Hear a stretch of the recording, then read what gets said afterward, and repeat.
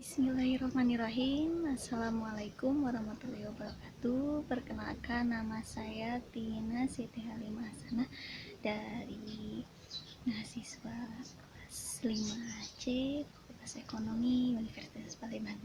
Pada kesempatan kali ini saya akan mencoba mengungkapkan sedikit resume mengenai materi mata kuliah auditing.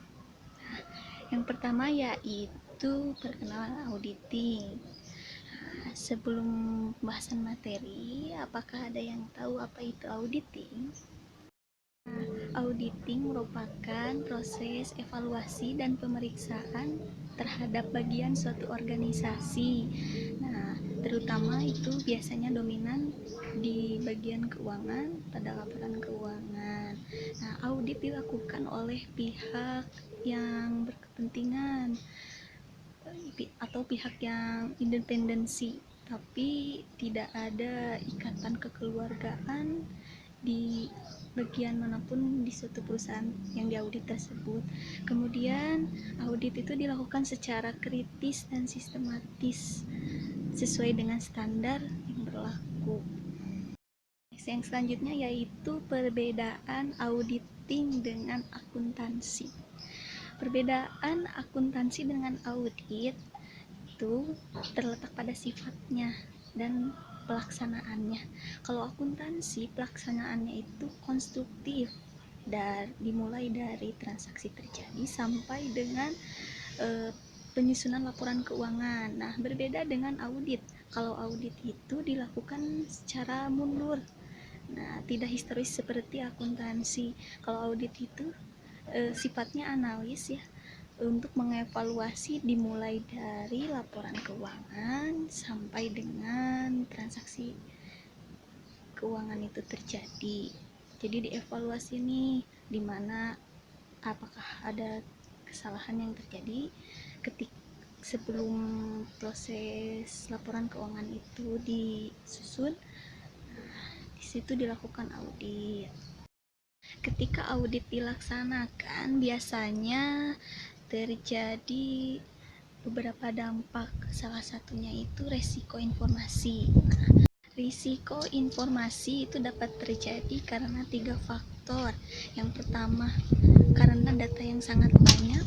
Yang kemudian transaksi perusahaannya itu terlalu kompleks sehingga sulit dispesifikasi. Lalu yang terakhir yaitu adanya salah saji. Cara yang dilakukan untuk mengantisipasi terjadinya risiko informasi, yang pertama itu adanya verifikasi informasi.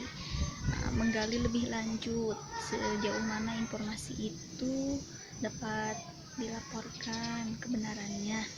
Kemudian yang kedua adalah berinteraksi atau berhubungan dengan manajemen. Jadi tidak ada miskomunikasi ketika laporan keuangan diaudit oleh audit. Kemudian peran auditor itu sendiri ketika audit berlangsung. Yang selanjutnya yaitu jenis-jenis audit. Nah, jenis audit itu ada 3. Yang pertama audit operasional, yang kedua audit terhadap ketaatan perusahaan, yang ketiga audit terhadap laporan keuangan. Nah, untuk audit operasional itu biasanya mengaudit dan mengevaluasi bagian terhadap suatu perusahaan, misalkan bagian yang diaudit itu bagian pemasaran. Lalu yang kedua itu audit terhadap ketaatan perusahaan terhadap aturan yang berlaku. Nah, diaudit nih oleh auditor apakah perusahaan sudah menjalankan kegiatan operasionalnya sesuai dengan standar yang berlaku atau tidak. Nah, lalu yang terakhir yaitu audit laporan keuangan. Nah, sudah jelas ya bahwa auditor itu mengaudit laporan keuangan perusahaan, apakah sudah sesuai aturan standar akuntansi, apakah sudah sesuai dengan GAAP atau tidak. Untuk pembahasan selanjutnya yaitu jenis-jenis auditor. Nah, untuk jenis auditor sendiri itu ada 5. Yang pertama kantor akuntan publik. Nah, kalau kantor akuntan publik itu biasanya sifatnya independen, ya, tidak ada ikatan kepentingan dengan perusahaan dan biasanya dari eksternal perusahaan. Kemudian yang kedua yaitu audit internal pemerintahan. Nah, kalau audit internal pemerintahan di sini audit bertugas untuk mengaudit, mengevaluasi efektivitas operasional perusahaan apakah sudah sesuai dengan aturan pemerintah. Lalu yang ketiga yaitu audit perpajakan. Nah, auditor ini di sini mengaudit terhadap SPT pajak. Nah, apakah sudah sesuai dengan aturan pajak? Yaitu audit Badan Pemeriksa Keuangan. Nah, auditor di sini memeriksa badan pemerintahan sebelum laporan keuangannya itu diserahkan ke DPR. Terakhir yaitu audit internal. Nah, audit internal di sini biasanya tidak sepenuhnya independen terhadap perusahaan. Biasanya di bagian perusahaan itu sendiri, misalkan audit dilakukan oleh manajemen perusahaan. Ke pembahasan selanjutnya yaitu profesi CPA. Pembahasan yang selanjutnya yaitu profesi akuntan publik atau CPA, Certified Public Accountant. Nah, apa sih itu profesi publik akuntansi? Nah, profesi akuntansi publik itu merupakan profesi yang hasil pekerjaannya itu merupakan jasa insurance, ya, dapat digunakan oleh berbagai kepentingan. Yang pertama yaitu kantor akuntan publik. Kantor akuntan publik di sini biasanya menyediakan jasa pembukuan dan akuntansi untuk menyusun laporan keuangan. Lalu biasanya jasa perpajakan untuk menyusun SPT pajak suatu perusahaan maupun perorangan. Lalu kemudian jasa konsultasi manajemen. Nah, di sini memberikan jasa kepada manajemen supaya bisa menjalankan kegiatan operasional perusahaan dengan baik. Itu perencanaan keuangan dan penilaian usaha. Lalu yang selanjutnya yaitu jasa akuntansi forensik, dan yang terakhir jasa terhadap outsourcing. Yang selanjutnya yaitu Public Company Accountant Oversight Board atau disingkat PCAOB. Nah, PCAOB ini digunakan di USA untuk, dan isinya itu standar untuk efektivitas laporan keuangan terbuka di USA, lalu untuk pengendalian mutu dan untuk penetapan apakah prosedur ketaatan di suatu perusahaan itu dilakukan dengan baik. Nah, biasanya kalau di perusahaan swasta itu menggunakan standar akuntansi. Selanjutnya yaitu Badan Pengawas Pasar Modal dan Laporan Keuangan atau BAPEPAM LK. Nah, BAPEPAM laporan keuangan ini biasanya menyediakan informasi sebagai bahan pertimbangan investor sebelum melakukan investasi. Nah, biasanya laporan keuangan yang telah diaudit itu diserahkan ke BAPEPAM laporan keuangan. Nah, dan itu biasanya menjadi salah satu syarat perusahaan dapat memasuki pasar modal, yaitu Institusi Akuntansi Publik Indonesia atau IAPI. Nah, IAPI ini biasanya menyediakan atau berwenang dalam mengatur standar audit, kemudian kode etik akuntansi, dan juga biasanya melaksanakan fungsi pendidikan. Audit yang berlaku umum. Nah, untuk standar audit yang berlaku umum itu ada dua. Yang pertama prinsip GAAP. Nah, prinsip GAAP ini biasanya mengevaluasi bagaimana hasil ekonomi itu terjadi. Contohnya misalkan terhadap pendapatan. Nah, kalau yang kedua yaitu prinsip GAS. Nah, kalau GAS ini merupakan pedoman para auditor untuk melaksanakan fungsi keprofesionalannya dalam bidang audit. Misalkan dalam menyusun laporan keuangan yang historis, itu kan ada pedomannya. Biasanya di situ pedomannya itu pada prinsip GAS.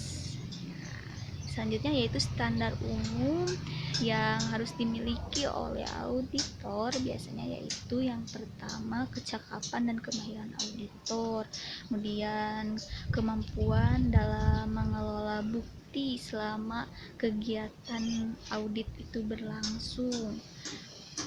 Bukti tersebut baik itu secara fisik maupun rekam jejak aktivitas yang dilakukan selama audit berlangsung. Kemudian standar pelaporan. Untuk standar pelaporan biasanya para audit itu mengungkapkan hasil audit itu secara keseluruhan dan sifatnya informatif. Nah, untuk pembahasan yang selanjutnya yaitu mengenai laporan audit. Nah, laporan audit merupakan titik akhir dari kegiatan audit sendiri, yang mana audit akan melaporkan hasil temuannya, akan menginformasikan hasil temuannya itu selama proses audit berlangsung. Nah, untuk jenis-jenis audit itu sendiri ada 5 ya. Yang pertama, laporan pendapat wajar tanpa pengecualian. Wajar tanpa pengecualian. Di sini berarti objek yang diaudit oleh auditor itu sudah lazim ya, dapat dipertimbangkan kebenarannya, meskipun seorang auditor itu tidak absolut ya, jadi bukan penjamin kebenaran atas objek yang diauditnya. Misalkan nih auditor itu menguji laporan keuangan, maka auditor tersebut tidak mutlak sebagai penjamin atas kebenaran laporan keuangan tersebut. Nah, lalu yang selanjutnya yaitu laporan pendapat wajar tanpa pengecualian dan dengan penjelasan. Di sini wajar tanpa pengecualian tapi ada penjelasan. Nah, penjelasan dari auditor dengan adanya modifikasi kata-kata dari auditor. Nah, misalkan informasi tambahan ya, tidak terdapat kecurangan dan lain sebagainya gitu.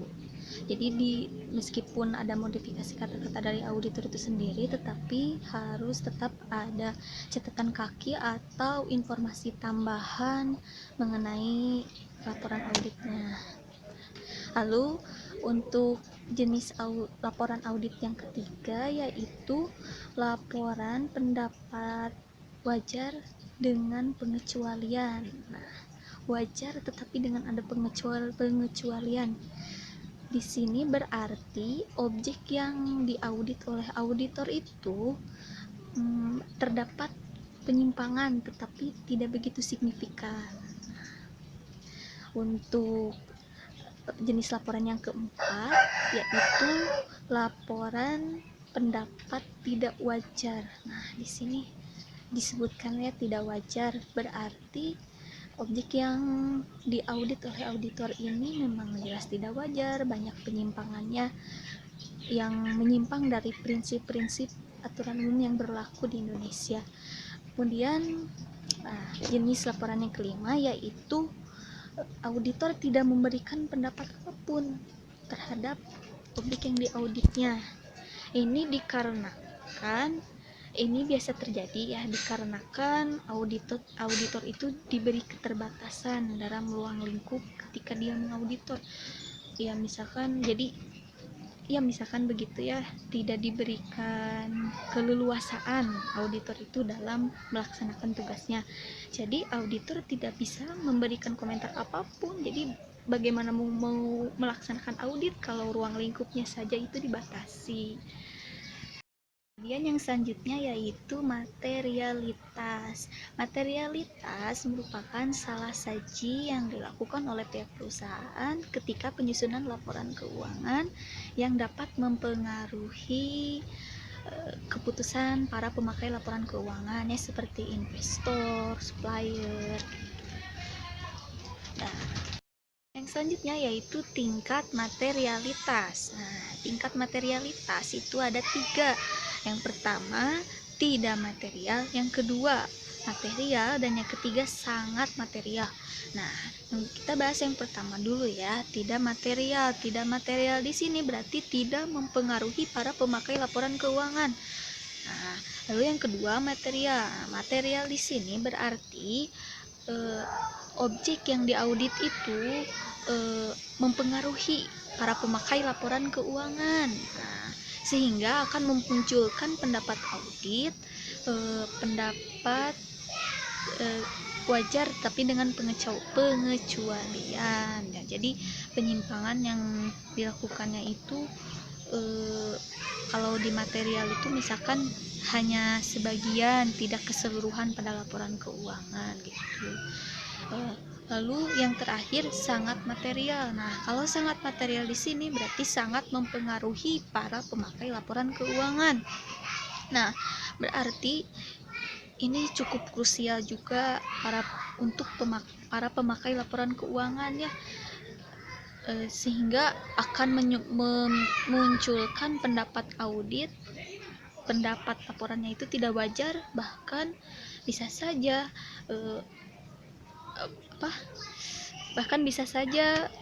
audit menyampaikan pendapat tidak wajar dan tidak menyampaikan pendapat apapun. Selanjutnya yaitu pertimbangan ketika menentukan apakah laporan keuangan itu materialitas atau tidak. Yang pertama itu terhadap jumlah nilai rupiahnya. Nah, itu perlu dipertimbangkan terhadap tolak ukur tertentu. Kemudian transaksi-transaksi penyimpangan atau transaksi-transaksi yang terjadi itu juga perlu dipertimbangkan ketika kita sebagai auditor misalnya ya, dalam menentukan apakah laporan keuangan tersebut material atau tidak. Nah, transaksinya juga perlu dipertimbangkan. Misalkan kalau ada penggelapan aset nih oleh karyawan atau pihak yang berkepentingan, nah itu perlu dipertimbangkan juga dan bukti-buktinya harus ada. Pembahasan yang selanjutnya yaitu kewajiban hukum terhadap audit. Nah, para pihak sebagai audit atau profesional audit itu jelas mempunyai tanggung jawab terhadap klien dan pihak-pihak yang lainnya.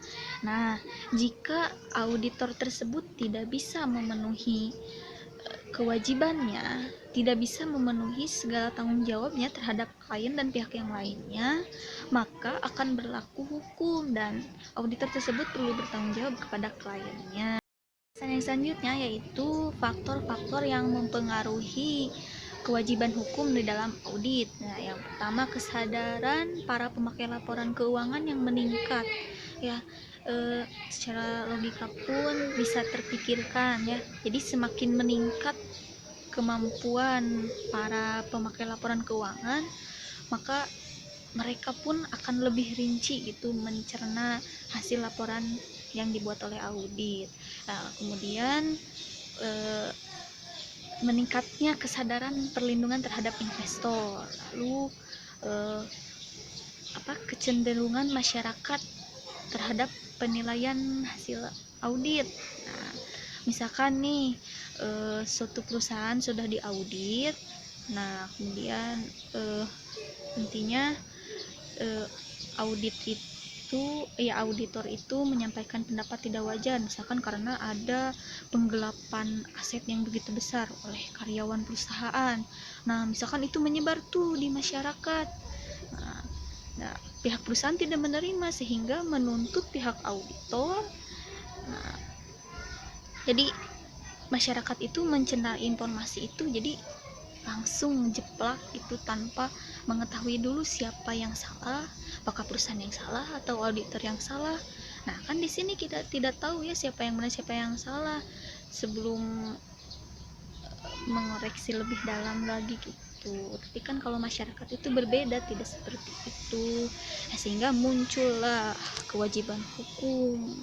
Karena ya secara ya kalau sudah menyebar di masyarakat, perusahaan tidak menerima, apalagi kalau misalkan pernyataan itu tidak benar, otomatis perusahaan akan menuntut kepada pihak auditor seperti itu. Lalu yang selanjutnya, misalkan perusahaan sudah menuntut ya pihak auditor, nah kewajiban hukum terhadap auditor juga dapat muncul nih, karena apa kurang bisa bukan kurang bisa, kurang cakap itu auditor dalam menyampaikan teknis akuntansi dan audit itu selama audit berlangsung, yaitu perbedaan antara kegagalan bisnis, kegagalan audit, dan risiko bisnis. Nah, sebelum kita membahas, apakah ada yang tahu perbedaan dari ketiga statement itu? Nah, baiklah kita bahas ya. Kegagalan bisnis. Kegagalan bisnis ini merupakan suatu kegagalan perusahaan di mana perusahaan tidak mampu mengembalikan pinjaman baik itu kepada kreditor, pihak yang lainnya, tidak mampu memenuhi hak investor itu baik berupa dividen. Selanjutnya yaitu kegagalan audit. Nah, kegagalan audit merupakan kegagalan yang dialami oleh audit karena ketidakakuratannya dalam menyampaikan laporan audit, kemudian proses audit berlangsung itu tidak sesuai dengan standar audit yang berlaku. Nah, kemudian yang selanjutnya yaitu risiko audit. Risiko audit itu dapat terjadi karena salah saji audit, kemudian adanya kecurangan yang sulit dideteksi sehingga keakuratan laporannya itu diragukan. Kemudian yang terakhir yaitu audit gagal dalam mengungkap kecurangan yang terjadi di perusahaan, mungkin karena kecurangan yang terjadi di perusahaan itu bersifat sangat rahasia dan tidak bisa dipecahkan oleh audit itu sendiri.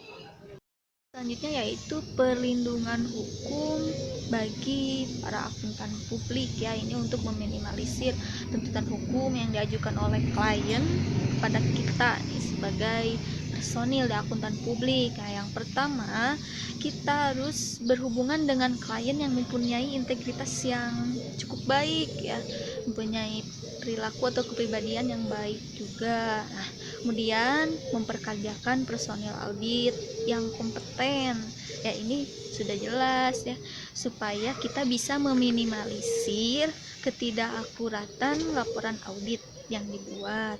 Kemudian yang selanjutnya pengungkapan skeptisme yang profesional dan proses audit yang bermutu. Selanjutnya yaitu tanggung jawab dan tujuan audit. Nah, tanggung jawab seorang auditor yaitu untuk memastikan kebenaran laporan keuangan tersebut apakah sudah sesuai dengan prinsip-prinsip aturan yang berlaku umum di Indonesia atau tidak. Kemudian tujuan dari audit itu sendiri pun untuk memberikan opini, pendapat terhadap kewajaran laporan keuangan itu sendiri. Kemudian yang selanjutnya yaitu tanggung jawab manajemen. Nah, tanggung jawab manajemen di sini yaitu sebagai pengendali internal yang mempertanggungjawabkan kebenaran laporan keuangan. Juga pihak manajemen ini atau pihak manajer ini berwenang untuk mendaftarkan laporan keuangan perusahaan ke Bapepam laporan keuangan. Kemudian tanggung jawab auditor ya. Di sini tanggung jawab auditor adalah salah satunya yaitu membongkar tingkat kecurangan dan tingkat perbuatan ilegal yang dilakukan oleh pihak perusahaan. Nah, misalkan nih kalau tingkat kesalahannya itu sulit dideteksi, nah maka tindakan yang perlu dilakukan oleh auditor itu mempertimbangkan bagaimana dampaknya terhadap laporan keuangan. Lalu kalau sesudah mempertimbangkannya, melaporkannya ke pihak komite atau otorisasi audit yang lain. Kemudian kalau misalkan audit itu yang selanjutnya yaitu misalkan kalau pihak yang diauditnya itu tidak menerima hasil auditnya itu bahwa terjadi penyimpangan, nah pihak yang diauditnya itu tidak menerima, nah ada baiknya kita sebagai auditor mundur dan membatalkan kontrak audit tersebut. Yang selanjutnya yaitu bukti audit. Nah, bukti audit justru perlu ya diperlukan karena untuk memastikan bahwa auditor itu telah melaksanakan tugasnya. Nah, untuk bukti audit itu biasanya berupa informasi, baik itu informasi yang disajikan berupa pendapat dari auditor ataupun informasi yang persuasif seperti pengaruh sekuritas yang diperjualbelikan maupun informasi yang tidak persuasif seperti pendapat karyawan terhadap kinerja di perusahaan seperti itu.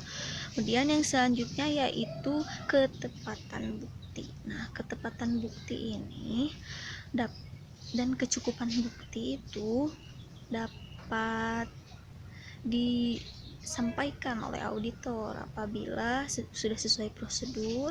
Nah, ada sampel yang diaudit dan pemilihan itemnya, kemudian jelas waktu pelaksanaan auditnya seperti itu. Ketepatan bukti audit. Nah, ketepatan bukti audit ini dapat disampaikan apabila adanya relevansi dan reliabilitas antara objek yang diaudit dengan tujuan audit itu sendiri.